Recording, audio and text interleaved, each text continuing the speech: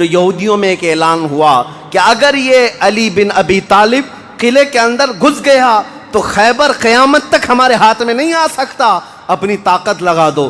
سارے یہودی ٹوٹ پڑے، جتنی فوجیں تھی ٹوٹ پڑی۔ جانتے ہیں حضرت علی اپنا ڈیفنس کیسا کر رہے تھے، اپنے بچاؤ کے لیے کیا کر رہے تھے؟ قلعہ قموس کے دروازے کو جو پھاٹک تھا ایک ہاتھ سے اکھاڑ دیا اور بائیں ہاتھ سے صرف دروازہ پکڑتے تھے، سیدھے ہاتھ سے تلوار سے حملہ کیا کرتے تھے۔ ایک ہاتھ میں دروازہ لے کر کے ڈیفنس کر رہے ہیں، ڈھال بنائے ہوئے ہیں، جہاں سے تیر آئے یا تلوار آئے اس دروازے سے آپ نے اپنے آپ کا ڈیفنس کیا ہے۔ صحابہ کہتے ہیں ہم دیکھتے رہے، وہ دروازے کو ایسے اپنے ہاتھ میں نچا رہے تھے جیسے کوئی چھوٹا کھلونا اپنے ہاتھ میں نچایا جاتا ہے۔ حضرت علی کرم اللہ وجہہ الکریم نے اس قلعے کا پھاٹک توڑ دیا جس کو 20 دنوں سے صحابہ جا کر کے آ رہے تھے، توڑ نہ سکے تھے۔ پھر اس کے بعد جب جنگ ٹھنڈی ہوئی، بعض لوگ یہ کہتے ہیں کہ قلعے کا پھاٹک اٹھا کر کے پھینک دیا، پھینکا نہیں، پوری جنگ بھر حضرت علی اس دروازے کو پکڑ کر کے جنگ کرتے رہے اور قلعے کے اس دروازے کو اپنی ڈھال بنائے رہے۔ جب یہودی سرد پڑ گئے، ٹھنڈے پڑ گئے، تو اس قلعے کے دروازے کو آپ نے اٹھا کر پھینک دیا۔ صحابہ کہتے ہیں ہم بعد میں، چونکہ وہ راستے میں پڑا تھا، اٹھانے کے لیے گئے تو 40 صحابہ مل کر کے اس دروازے کو اٹھا نہ پا رہے تھے۔ جو تنہا حیدر کرار اتنی دیر تک اپنے ہاتھ میں لے کر کے لڑتے رہے۔ کون ہے یہ حیدر کرار؟ وہ 6 ہجری کا ایک واقعہ ہے، اس واقعے کو جنگ خیبر کہا جاتا ہے۔ خیبر یہ 6 ہجری میں واقع ہوا، بعض مورخین کے نزدیک 7ویں ہجری میں، کیونکہ یہ محرم کا واقعہ ہے۔ محرم میں یہ جنگ پیش آئی تھی۔ یہ خیبر کیا ہے، جنگ خیبر کیا ہے، اس کے متعلق میں تھوڑی سی باتیں عرض کرتا ہوں۔ اس سے پہلے چھوٹے چھوٹے غزوے بھی ہوئے۔ ایک ذات القرد جنگ، چھوٹی سی جنگ ہے جس کو میں اکثر اپنی تقریروں میں کہا بھی کرتا ہوں۔ عبد الرحمن فزاری قارہ کا رہنے والا ایک شخص 400 لوگوں کو لے کر آیا تھا ذات القرد۔ مدینے سے قریب ایک چراگاہ تھی جہاں رسول اللہ صلی اللہ علیہ وسلم کی اونٹنیاں چرتی تھیں اور کھجوروں کے باغیچے تھے۔ تو اس عبد الرحمن نامی کافر نے حضور کی اونٹنیوں کو قبضہ کر لیا اور کھجوریں بھی چوری کر لیا اور بھاگنے لگا۔ اس وقت مدینے کے ایک صحابی حضرت سلمہ بن اکوا رضی اللہ تعالیٰ عنہ اکیلے تھے۔ انہوں نے 400 لوگوں کو دوڑانا شروع کر دیا۔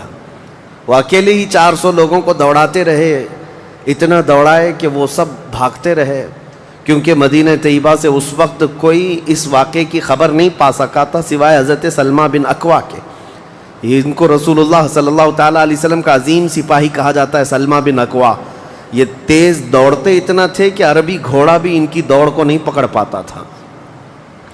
اب یہ جب ان 400 لوگوں کو بھگاتے رہے اور اپنی تیروں سے ان کو نشانہ بناتے رہے، حیرت کی بات ہے جب بھی میں واقعہ پڑھتا ہوں حدیثوں میں موجود ہے کہ 400 لوگ ایک آدمی سے ڈر کر بھاگ بھی رہے ہیں اور بھاگتے جا رہے ہیں اور یہ ان کو بھگاتے جا رہے ہیں۔ پہاڑیاں آ گئیں تو عبد الرحمن قارہ کا رہنے والا شخص پلٹ کر کے پوچھتا ہے، اے شخص تو کیوں دوڑا رہا ہے، ہمیں کیوں بھگا رہا ہے، کیا چاہتا ہے؟ حضرت سلمہ بن اکوا نے کہا، جب تک تمہاری جھولی میں مدینے کی ایک کھجور بھی باقی رہے گی میں تمہیں زندہ نہیں چھوڑوں گا، اور جب تک رسول اللہ کی اونٹنیاں تم نے قبضہ کی انہیں آزاد نہیں کرو گے میں تمہارا راستہ آزاد نہیں رکھوں گا۔ اور دوڑاتے رہے۔ کئی لوگ اس میں سے گھوڑے سے گر جاتے تھے، ان کی گردن پر یہ صرف پیر رکھتے وہ وہیں ٹھنڈا ہو جاتا، یہاں تک کہ وہ پہاڑیوں کے اوپر چڑھ گئے۔ عبد الرحمن نے اپنے ساتھیوں سے کہا کہ لوگوں ان کی ساری کھجوریں پھینک دو، جتنی چادریں ہیں بچھا دو اور جتنی اونٹنیاں ہیں انہیں چھوڑ دو، ورنہ یہ ہم میں سے کسی کو بھی زندہ نہیں چھوڑے گا۔ تو اس کی بات پر سارے لوگوں نے اپنی اپنی کھجوریں جو لوٹے تھے مدینے کے باغات سے سب چھوڑ دیا، اونٹنیاں بھی چھوڑ دیں، سب کو جمع کیا حضرت سلمہ بن اکوا نے کھجوروں کو چادر میں، اور تنہا وہ سارا مال اٹھا کر کندھے پر اور حضور کی اونٹنیاں ہانکتے ہوئے مدینے کی طرف لا رہے تھے، اکیلے آ رہے تھے۔ بیچ راستے میں پھر حضرت ابو قتادہ رضی اللہ تعالیٰ عنہ سے ملاقات ہوئی، پوچھا کہاں سے آ رہے ہو؟ تو حضرت سلمہ بن اکوا نے واقعہ کہہ کر کے سنایا، کہا کہ چلو رسول اللہ صلی اللہ علیہ وسلم راستے میں ہی ہیں۔ حضور سے ملاقات ہوئی، حضور نے کہا کہ کہ تم صحیح سلامت آ گئے, ہمیں واقعے کی خبر پہلے سے مل گئی تھی. تو ابھی بھی کہنے لگے یا رسول اللہ میں نے ان کو پانی تک پینے نہیں دیا, اگر آپ حکم فرمائیں تو ان سب کا پیچھا کر کے ان کو یہیں ختم کر دیں گے. نبی پاک صلی اللہ علیہ وسلم نے مسکرا کر فرمایا تمہاری جو اونٹنیاں تھی, تمہارے جو کھجور تھے, اس کے تم مالک ہو گئے ہو, ان کا راستہ چھوڑ دو. تب یہ واپس آئے. حضرت سلمہ بن اکوع, اعلیٰ حضرت امام محمد رضا خان فاضل بریلوی رضی اللہ تعالیٰ عنہ نے اس روایت کو نقل فرمایا اور فرماتے ہیں سلمہ بن اکوع سے پوچھا گیا تمہیں خوف نہیں تھا, ڈر نہیں تھا؟ 400 لوگوں کو اکیلے دوڑاتے چلے گئے, مدینے سے باہر بھی چلے گئے. تو جانتے ہیں کون سی طاقت تھی ان کے پاس, سلمہ بن اکوع کے پاس, جو ان کو خوف سے آزاد کر رکھی تھی. فرماتے ہیں ایک بار رسول اللہ صلی اللہ علیہ وسلم صحابہ سے بیعت لے رہے تھے, ہاتھ میں ہاتھ لے کر بیعت کر رہے تھے. تو سب حضور کے پاس ہاتھ دے رہے تھے, بیعت کر رہے تھے. حضور نے مجھ سے کہا سلمہ بن اکوع آ جاؤ, تم بیعت کر لو میرے ہاتھ پر. میں نے عرض کیا یا رسول اللہ پہلے ہی میں بیعت کر چکا ہوں. ایک بار وہ بیعت کر چکے تھے. حضور نے فرمایا دوبارہ کر لو, اس میں کیا حرج ہے؟ حضرت سلمہ بن اکوع کہتے ہیں میں نے دوبارہ حضور کے ہاتھ میں ہاتھ دیا, حضور نے بیعت کیا. تھوڑی دیر گزری تھی کہ صحابہ بیعت کر رہے تھے. حضور نے پھر پکارا سلمہ بن اکوع بیعت کیوں نہیں کر لیتے؟ کہا یا رسول اللہ میں نے 2 بار بیعت کی ہے. حضور نے فرمایا تیسری بار کر لو, کیا حرج ہے؟ وہ حضرت سلمہ بن اکوع کہتے ہیں میں نے اپنا ہاتھ رسول اللہ کے ہاتھ میں تیسری بار دیا اور بیعت کیا. اور اس کے بعد جب نکلا حضرت سلمہ بن اکوع کہتے ہیں مجھے اس ہاتھ پر اتنا بھروسہ تھا کہ دنیا کی ہر طاقت کو دھول چٹا سکتا تھا کہ رسول اللہ کے ہاتھ میں دیا ہوا ہاتھ ہے. ان کے پاس جو بے خوف ہونے کے لیے کوئی دولت تھی نا, بے باک ان صحابہ کو اگر کوئی چیز بناتی تھی تو یہی چیز ہے عشق مصطفیٰ, محبت مصطفیٰ, جس کو بریلی کے امام نے فرمایا ہے خوف نہ رکھ رضا ذرا, تو ہے عبد مصطفیٰ, تیرے لیے امان ہے, تیرے لیے امان ہے.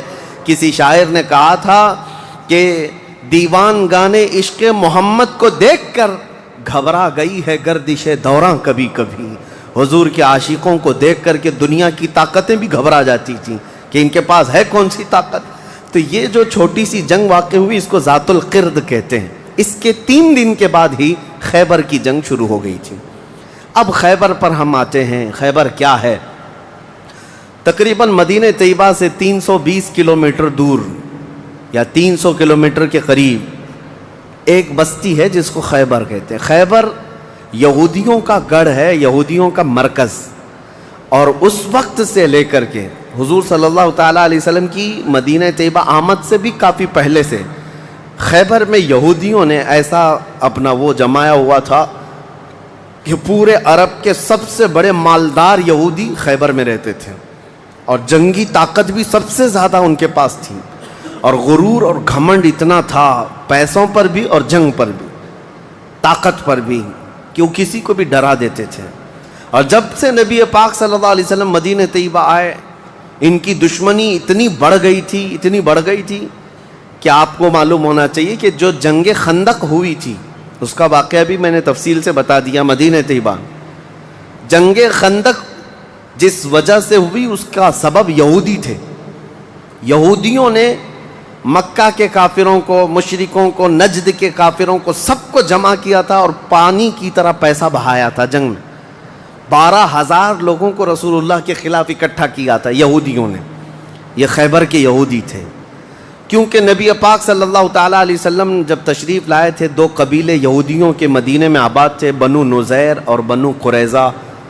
آپ کو میں نے سیرت کے بیان میں یہ بھی بتا دیا تھا. اور یہ دونوں قبیلوں نے حضور صلی اللہ علیہ وسلم کے ساتھ غداری کی تھی, وعدہ خلافی کیا, معاہدہ جو تھا اس کو توڑ دیا. اس کی وجہ سے ان یہودیوں کو جو مدینے میں رہتے تھے جلا وطن کر دیا گیا تھا, نکال کر باہر کر دیا گیا. تو جتنے مدینے سے نکالے ہوئے یہودی تھے وہ سب خیبر میں جا کر جمع ہو گئے تھے. خیبر میں جا کر کے ان لوگوں نے اڈا بنا لیا تھا, اور ڈیلی ان کی صرف اور صرف یہی منصوبہ بندی ہوتی تھی کہ محمد صلی اللہ علیہ وسلم اور ان کے ساتھیوں کو کیسے مارا جائے, کیسے قتل کیا جائے. کوئی بھی دور دراز سے اگر چھوٹی سی دشمنی رکھتا تھا رسول اللہ سے تو یہ یہودی خیبر کے پورا کا پورا مال ان کے پاس بھیجتے اور ان کو کھڑا کرتے کہ تم جاؤ, ہم سپورٹ میں ہیں, ہم سپورٹ کریں گے. ساری جنگوں میں مشرکوں کا سپورٹ کرتے تھے. اب میں آپ کو بتاؤں جن کے دلوں میں اتنا زہر بھرا ہوا تھا رسول اللہ صلی اللہ علیہ وسلم کی دشمنی کا، اب ان لوگوں نے دیکھا کہ یہ اب ان کی طاقت بڑھتی جا رہی ہے، اور بادشاہوں کو تک ان لوگوں نے اسلام پیش کر دیا، اور اسلام اب مکہ مدینے کا نہیں رہ گیا، اب تو ایران بھی چلا گیا ہے، مصر بھی چلا گیا ہے، حبشہ بھی چلا گیا ہے، یمن بھی چلا گیا ہے۔ تو ان کے پیٹ کا درد اور بڑھ گیا۔ ان لوگوں نے پھر اب فیصلہ کرنا شروع کیا کہ اب سارے لوگوں کو جمع کرتے ہیں۔ ایک قبیلہ تھا بنو غطفان، یہ مشرکوں کا قبیلہ تھا، اور وہ جنگی طاقت بہت زیادہ رکھتے تھے۔ اس وقت عرب میں وہ نڈر مانے جاتے تھے۔ یہودیوں نے ان کو بلا کر کے جنگ کا پلان کیا کہ مدینے پر اچانک چڑھائی کریں گے اور تہس نہس کر کے رکھ دیں گے، کسی کو خبر بھی نہ ہو، پورے مدینے کی اینٹ سے اینٹ بجا دیں گے۔ انہوں نے پلان کیا راتوں رات، لیکن مخبر صادق رسول اللہ صلی اللہ تعالیٰ علیہ وسلم کا حال یہ ہے، اور کوئی غیب کیا تم سے نہاں ہو بھلا۔ نبی پاک صلی اللہ تعالیٰ علیہ وسلم کو خبر ہوئی کہ یہودیوں نے میٹنگ کی ہے اور راتوں رات مدینے پر چڑھائی کرنے والے ہیں۔ دوسرے دن حضور پاک صلی اللہ تعالیٰ علیہ وسلم نے صحابہ کو جمع کیا، تو جتنے صحابہ تھے سب جمع ہو گئے، تقریباً 1600 صحابہ تھے۔ کتنے؟ 1600 صحابہ۔ 1600 صحابہ مدینہ طیبہ سے نکل پڑے حضور کے ساتھ کہ ان یہودیوں کو خیبر سے نکلنے سے پہلے ان کا راستہ ہم روکیں گے کہ مدینے پر کوئی بھی چڑھائی نہ کر سکے۔ جب رسول اللہ صلی اللہ علیہ وسلم صحابہ کو لے کر چل پڑے، چال الٹی پڑ گئی۔ یہودیوں نے یہ سوچا تھا کہ مدینے پر اچانک حملہ ہوگا، کسی کو کانوں کان خبر نہیں ہوگی، لیکن ایسا ہوا کہ 8 دن کے بعد اچانک حضور خیبر پہنچ گئے، ان کو کانوں کان خبر بھی نہیں ہوئی۔ نبی پاک صلی اللہ تعالیٰ علیہ وسلم صحابہ کے ساتھ جب پہنچے، صبح ہو رہی تھی، خیبر کی وادیوں میں حضور داخل ہو رہے تھے، تو یہودی اپنے اپنے کھیتوں میں کام کرنے کے لیے جا رہے تھے۔ جیسے ہی مدینے کی فوج کو دیکھا، ہیبت طاری ہو گئی، الٹے قدم اپنے قلعوں میں واپس بھاگتے رہ گئے اور چیخ مارتے رہ گئے کہ محمد بھی آئے ہیں اور مسلمان بھی آئے ہیں۔ حضور صلی اللہ علیہ وسلم نے ان کی چیخ و پکار کو سنا تو ایک جملہ فرمایا۔ حضور صلی اللہ علیہ وسلم فرماتے ہیں، جن کافروں کی وادی میں ہم اتر پڑے ان کی صبح خراب ہو ہی جاتی ہے، اور یہ خیبر اب برباد ہوگا۔ حضور کے الفاظ تھے، جملہ نکلا۔ صحابہ کرام اتنی جوش سے نعرہ لگا رہے تھے کہ یہودیوں کے سارے قلعے صحابہ کی آواز سے گونجنے لگ گئے۔ خیبر میں 8 قلعے تھے، 8 مشہور قلعے۔ انہوں نے بہت مشہور اس وقت کی طاقتور یعنی عمارتیں ایسی بنا رکھی تھیں کہ ان کا یقین تھا کہ کوئی ان قلعوں کو توڑ نہیں سکے گا۔ اور حد تو یہ ہے کہ آج 1400 سال گزر گئے، ابھی بھی وہ قلعے موجود ہیں، آج بھی موجود ہیں خیبر میں۔ وہ قلعوں کے باقیات، کھنڈرات ابھی بھی موجود ہیں۔ اب آپ اندازہ کریں کہ 14 صدیاں گزرنے کے بعد اب بھی وہ قلعے ہیں، تو اس وقت کتنے محفوظ رہے ہوں گے، کتنے مضبوط رہے ہوں گے۔ ان کو بڑا غرور تھا۔ 8 مشہور قلعے تھے، قلعہ ناعم، قلعہ نطات، قلعہ قموس، ان کے نام تھے الگ الگ۔ ہر قلعہ الگ الگ کاموں کے لیے استعمال ہوتا تھا۔ اب نبی پاک صلی اللہ تعالیٰ علیہ وسلم خیبر جب پہنچے، 1600 صحابہ ہیں۔ اب سنیے، ایک قلعہ ناعم تھا جس میں سارا ذخیرہ تھا، کھانا پانی اور سب کچھ وہاں پر تھا، اور اس کی ذمہ داری سلام بن مشکم نام کا ایک یہودی، وہ بہت ہی بغض و عداوت میں بھرا ہوا یہودی تھا، اس کے ذمے تھی۔ اور قلعہ قموس جو سب سے بڑا قلعہ تھا، اس کی ذمہ داری مرحب نام کے یہودی کے پاس تھی۔ اور مرحب وہ شخص ہے جس کے بارے میں مشہور تھا کہ وہ 1000 لوگوں سے تنہا لڑ سکتا ہے۔ 1000 انسانوں کی طاقت تھی جس کے پاس، اس کا نام مرحب تھا۔ پورے خیبر کے یہودی اس سے ڈرتے تھے۔ اور قلعہ قموس جو سب سے بڑا قلعہ تھا، وہ اس کے انڈر میں ہوا کرتا، سب ان کی تقسیم تھی۔ اب جب نبی کریم صلی اللہ تعالیٰ علیہ وسلم شروعات فرمائی تو قلعہ ناعم جو قریب تھا آبادی سے، اس پر چڑھائی شروع کر دی۔ تو جو صحابہ وہاں گئے تھے قلعہ ناعم، تو صحابہ اکرام کو سخت مصیبت اٹھانی پڑی، کیونکہ اتنی سخت گرمی تھی کہ کہ جس کی وجہ سے حلق میں کانٹے پڑ جاتے تھے پیاس کی شدت سے. کئی صحابہ اس میں شہید ہوئے. آخر کار قلعہ نائم فتح ہو گیا. ایک قلعہ فتح ہوا, دوسرا فتح ہوا, تیسرا فتح ہوا. قلعے اس طرح سے فتح ہونے لگ گئے. یہودیوں کی تعداد میں آپ کو بتاؤں یہ 1600 صحابہ تھے, اور یہودی اس وقت خود اور قبیلہ بنو غطفان جو مشرکوں کا قبیلہ تھا ان کو بھی جنگ کے لیے اپنے قلعے میں بلا لیا تھا. کل تعداد سب کی ملا کر 8000 ہو چکی تھی. 8000 لوگ 1600 لوگوں سے ڈرے ہوئے سہمے ہوئے قلعوں میں بندے ہیں, کوئی باہر نکلنے کو تیار نہیں. اب اس کے بعد یہ خیبر کا معاملہ بڑھتا گیا. اس میں ہوا یہ کہ آخری جو قلعہ تھا قلعہ قموس, یہ سب کے بس کی بات نہیں تھی. بہت مضبوط قلعہ, اور جو آدمی اس کا سپہ سالار ہے, شہ سوار ہے, وہ مرحب ہے. پورا عرب جانتا تھا اس کی طاقت کو. پہلے دن نبی کریم صلی اللہ تعالیٰ علیہ وسلم نے صحابہ کی ایک جماعت حضرت ابو بکر صدیق رضی اللہ تعالیٰ عنہ کی سپہ سالاری میں بھیجی. حضرت ابو بکر صدیق آئے, بہت ہی جاں بازی اور بہادری کے ساتھ لڑائی کی, لیکن وہ اتنا سخت تھا کہ یہودیوں کی طرف سے بہت سخت طریقے سے ڈیفنس ہوتا تھا. صحابہ پیچھے ہٹ گئے, کچھ شہید ہوئے, کچھ زخمی ہوئے, واپس آئے. پھر دوسرے دن سیدنا عمر ابن خطاب رضی اللہ تعالیٰ عنہ کے حوالے حضور صلی اللہ علیہ وسلم نے فرمایا. حضرت عمر فاروق رضی اللہ تعالیٰ عنہ گئے. صحابہ کی ایک جماعت تھی, لیکن آج کا دن اور زیادہ سخت ہو گیا. سارے یہودیوں نے اپنی طاقت جھونک دی قلعہ قموس کو بچانے کے لیے. حضرت عمر فاروق رضی اللہ تعالیٰ عنہ صحابہ کی جماعت کو لے کر شام میں واپس آ گئے. اب یہ محاصرہ بڑھ گیا. 20 دن چلا کنٹینیو محاصرہ ان قلعوں کا, لیکن فتح ہونے کا نام نہیں تھا. جلال پیغمبری کو دیکھیں ہیں, صحابہ 20 دن سے تپتی ہوئی گرمی میں مدینے سے 300 کلومیٹر باہر ہیں. عرض کیا یا رسول اللہ صلی اللہ علیہ وسلم ہماری منزل ابھی کہاں ہے, کب تک ہے؟ رات کا وقت تھا, نبی کریم صلی اللہ تعالیٰ علیہ وسلم جلال میں تھے. ارشاد فرمایا لَأُعْطِيَنَّ غَدًا رَایَةً رَجُلًا يُحِبُّهُ اللَّهُ وَرَسُولُهُ. حضور اکرم صلی اللہ تعالیٰ علیہ وسلم فرماتے ہیں کل کے دن میں اپنا جھنڈا ایک ایسے آدمی کو دوں گا جس سے اللہ اور اس کے رسول محبت کرتے ہیں, اور اللہ اور اس کے رسول جس سے محبت کرتے ہیں وہ خود بھی اللہ اور اس کے رسول سے محبت کرتا ہے. اور پھر میرے آقا نے فرمایا خیبر کی فتح اسی کے ہاتھ میں رکھی ہوئی.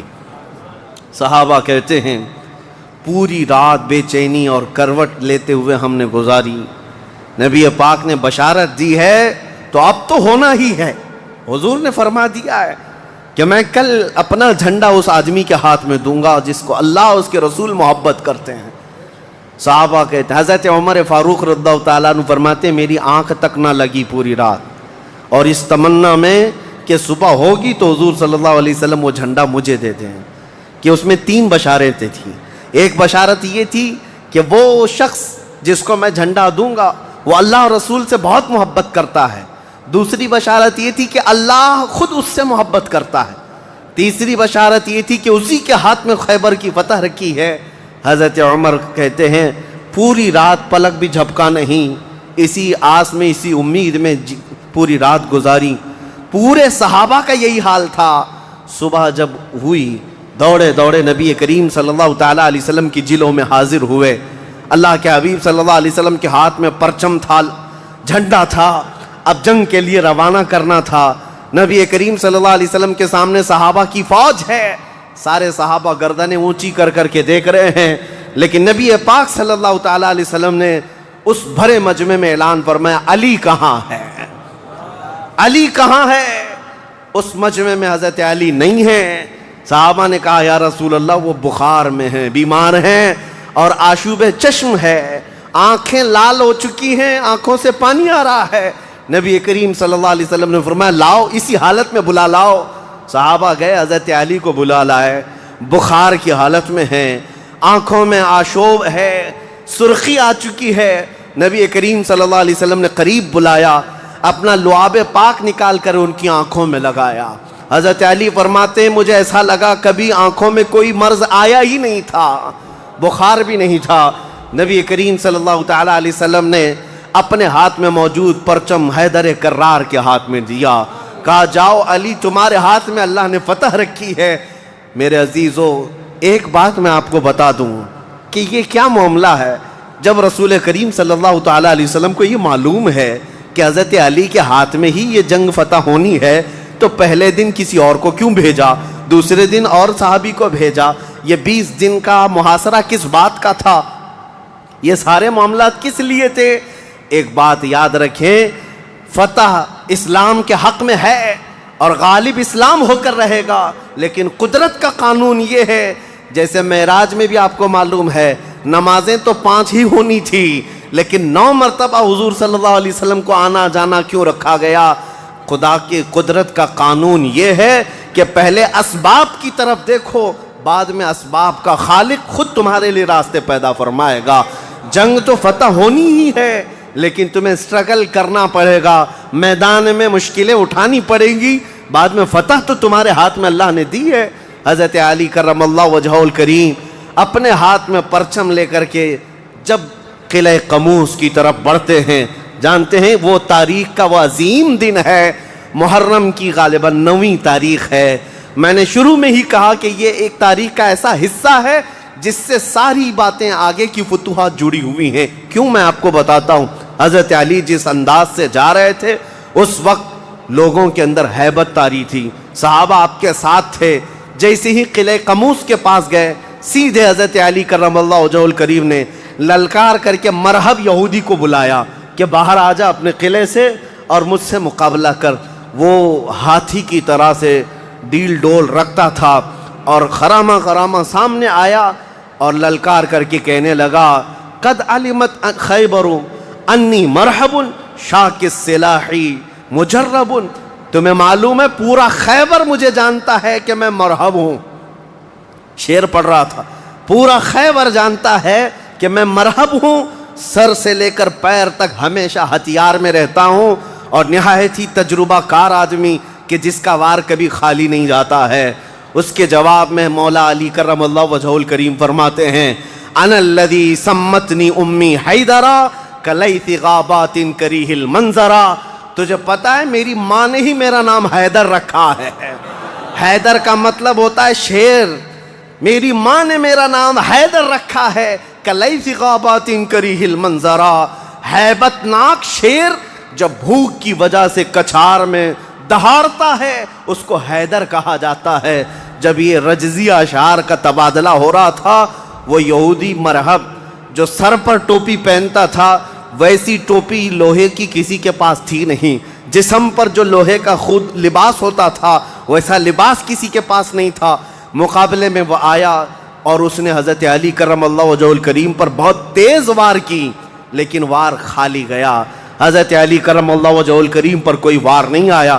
پلٹ کر جب حیدر کرار نے وار ماری تو اس کی خود کو ٹوپی کو کاٹتا ہوا یہاں تک کہ اس کے جبڑوں تک حضرت علی کی تلوار آ گئی، اس کے دانتوں کو تک کاٹتی ہوئی آ گئی۔ اس کے بعد دوسرا وار بھی نہیں پڑا تھا کہ مرحب زمین پر ڈھیر ہو کر تڑپنے لگ گیا۔ اتنا ہی نہیں ہے کہ یہ منظر دیکھ کر کے جتنے یہودی تھے سب کے سب ٹوٹ پڑے۔ کس پر؟ حیدر کرار پر۔ اکیلے بطل جلیل ہیں، جس طرف سے آتے تھے صحابہ کہتے ہیں حضرت علی کی تلوار اس دن جو چمک رہی تھی ہمارے جسموں میں ہیبت طاری تھی، کبھی ادھر چمکتی ہے کبھی ادھر چمکتی ہے۔ آپ کو پتا ہے ایک لقب آپ کا کرار ہے۔ کرار کا مطلب کیا ہوتا ہے؟ پلٹ پلٹ کر کے حملہ کرنے والا، اور ایسا حملہ کرنے والا کہ سامنے والے کو سنبھلنے کا موقع بھی نہیں دیتا۔ حضرت علی کی تلوار نے اتنے وار کیے کہ یہودیوں کی صفیں درہم برہم ہو گئی۔ بعض تو لوگوں نے یہ سوچا کہ جان بچانے میں عافیت ہے، جب ہمارا سردار ڈھیر ہو کر تڑپ رہا ہے ہمیں اس سے مقابلے کی کیا تاو ہے۔ بڑھتے گئے حضرت علی، سیدھے قلعہ قموس جو تھا وہاں جا کر کے کھڑے ہو گئے تو یہودیوں میں ایک اعلان ہوا کہ اگر یہ علی بن ابی طالب قلعے کے اندر گھس گیا تو خیبر قیامت تک ہمارے ہاتھ میں نہیں آ سکتا، اپنی طاقت لگا دو۔ سارے یہودی ٹوٹ پڑے، جتنی فوجیں تھی ٹوٹ پڑی۔ جانتے ہیں حضرت علی اپنا ڈیفنس کیسا کر رہے تھے، اپنے بچاؤ کے لیے کیا کر رہے تھے؟ قلعہ قموس کے دروازے کو جو پھاٹک تھا ایک ہاتھ سے اکھاڑ دیا اور بائیں ہاتھ سے صرف دروازہ پکڑتے تھے، سیدھے ہاتھ سے تلوار سے حملہ کیا کرتے تھے۔ ایک ہاتھ میں دروازہ لے کر کے ڈیفنس کر رہے ہیں، ڈھال بنائے ہوئے ہیں، جہاں سے تیر آئے یا تلوار آئے اس دروازے سے آپ نے اپنے آپ کا ڈیفنس کیا ہے۔ صحابہ کہتے ہیں ہم دیکھتے رہے، وہ دروازے کو ایسے اپنے ہاتھ میں نچھا رہے تھے جیسے کوئی چھوٹا کھلونا اپنے ہاتھ میں نچھایا جاتا ہے۔ حضرت علی کرم اللہ وجہہ الکریم نے اس قلعے کا پھاٹک توڑ دیا جس کو 20 دنوں سے صحابہ جا کر کے آ رہے تھے، توڑ نہ سکے تھے۔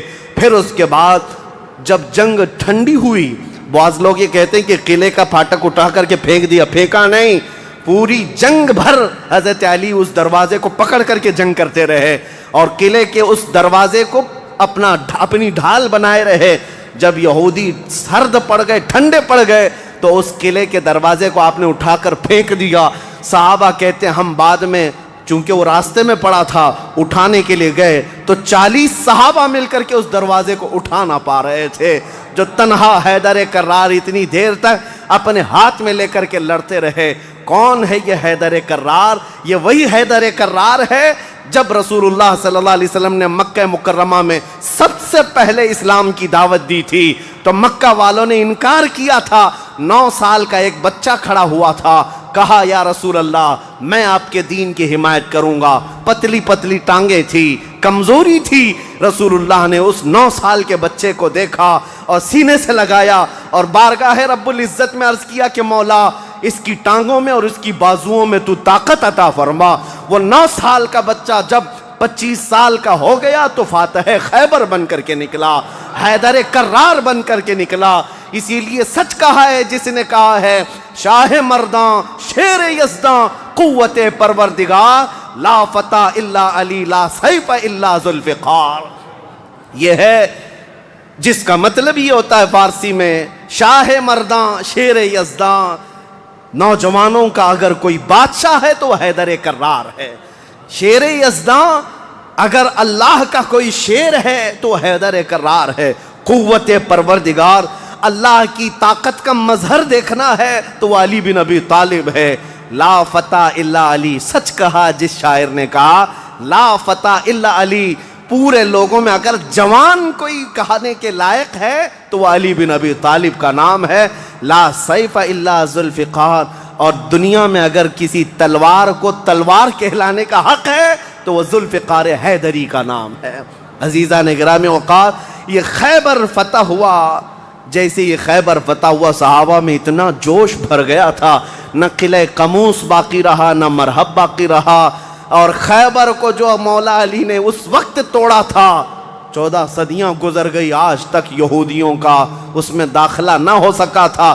یہودیوں کو پتا تھا ایک بار علی اس میں داخل ہو گیا تو قیامت تک خیبر ہمارے ہاتھ میں نہ آ سکے گا۔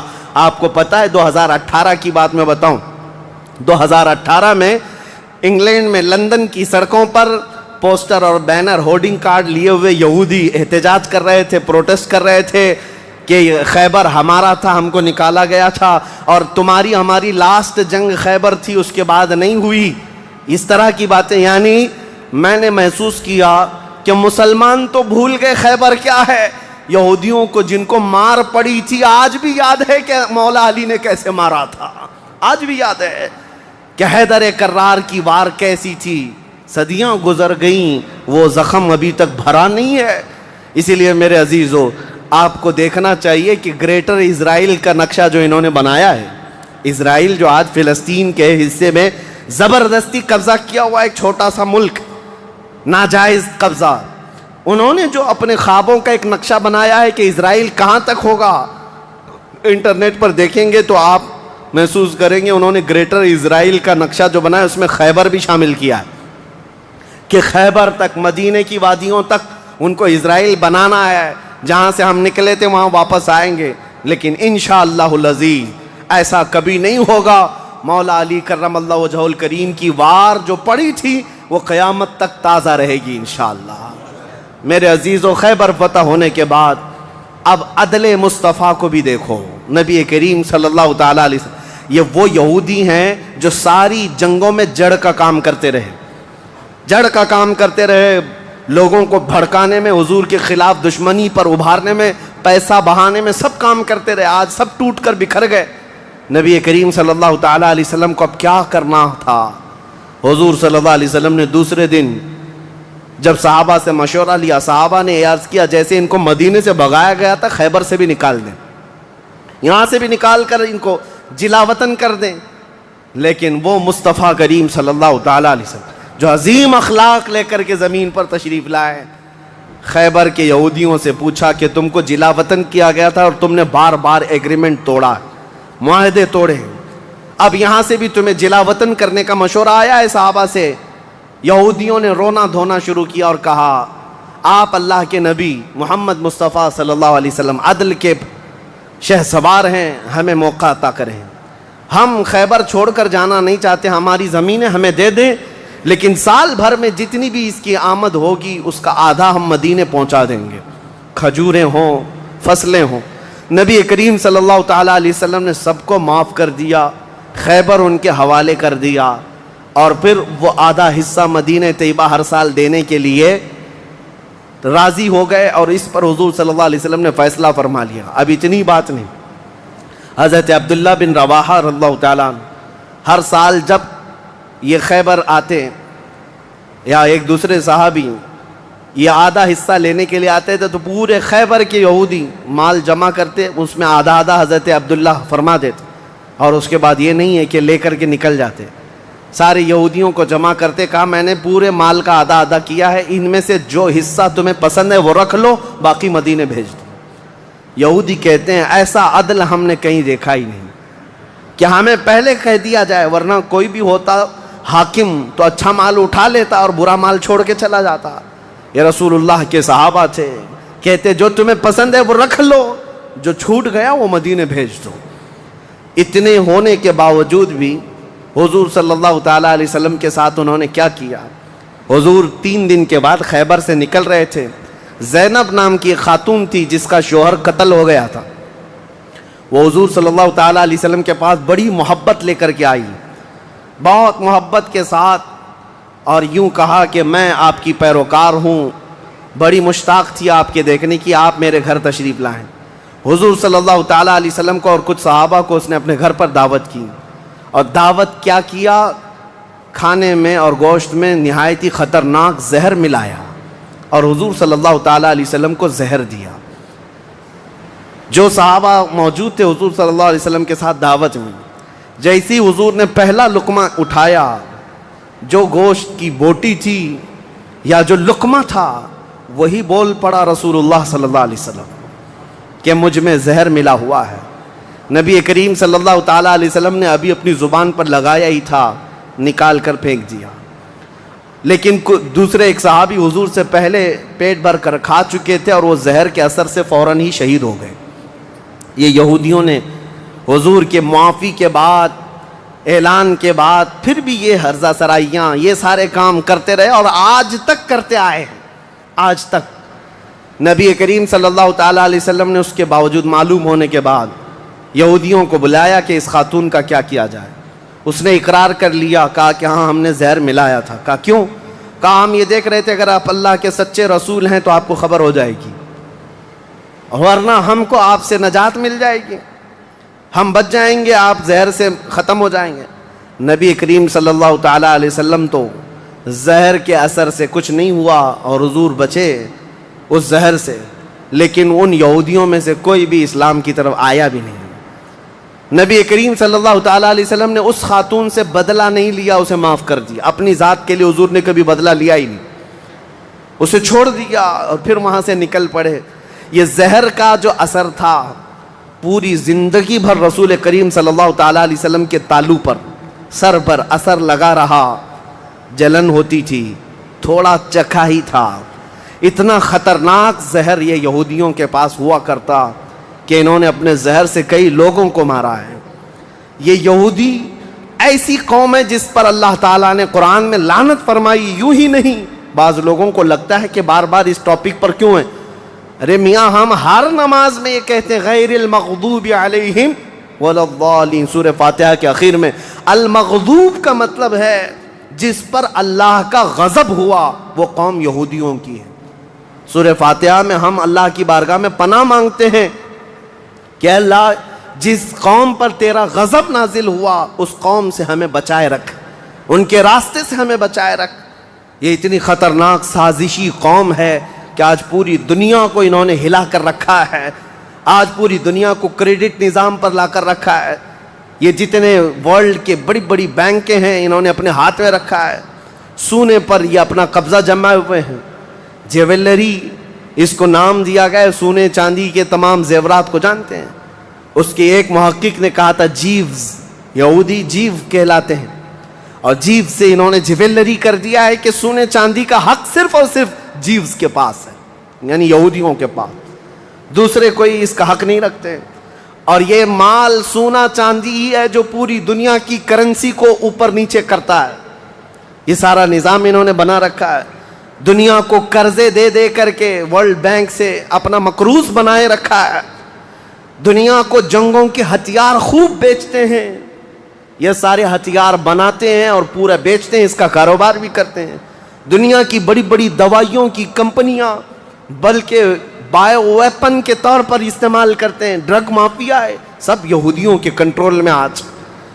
اسی لیے میں آپ سے کہتا ہوں یہ اتنی شریر قوم ہے کہ اس سے ہمیشہ پناہ مانگتے رہو اللہ کی بارگاہ میں۔